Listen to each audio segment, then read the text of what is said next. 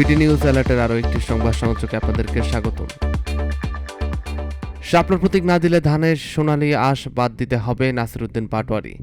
জাতীয় নাগরিক পার্টি এনসিপির মুখ্য সমন্বয়ক নাসিরউদ্দিন পাটোয়ারি বলেছেন, নির্বাচন কমিশনের সামনে পথ দুটি, হয় শাপলার প্রতীক দিতে হবে, নয়তো ধান সোনালী আঁশ বাদ দিয়ে দিতে হবে। এনসিপি নিবন্ধন মানবে না শাপলা ছাড়া। এ নিয়ে নির্বাচন বাধাগ্রস্ত হলে এর দায় কিছুটা নির্বাচন কমিশনেরও থাকবে। বৃহস্পতিবার 9 অক্টোবর রাজধানীর আগারগাঁওয়ে নির্বাচন ভবনে নির্বাচন কমিশনের সঙ্গে বৈঠক শেষে সাংবাদিকদের তিনি এসব কথা বলেন।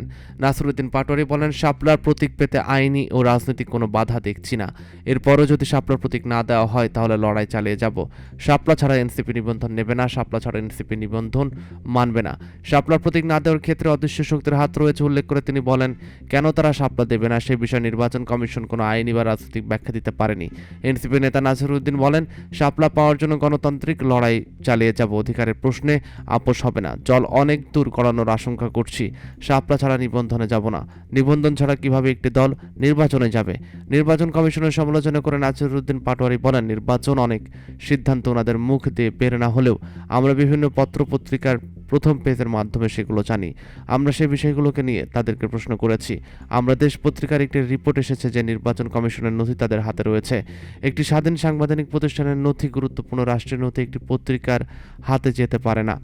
আমরা সেই প্রশ্নগুলো তাদের কাছে জবাবদিহিতা চেয়েছি।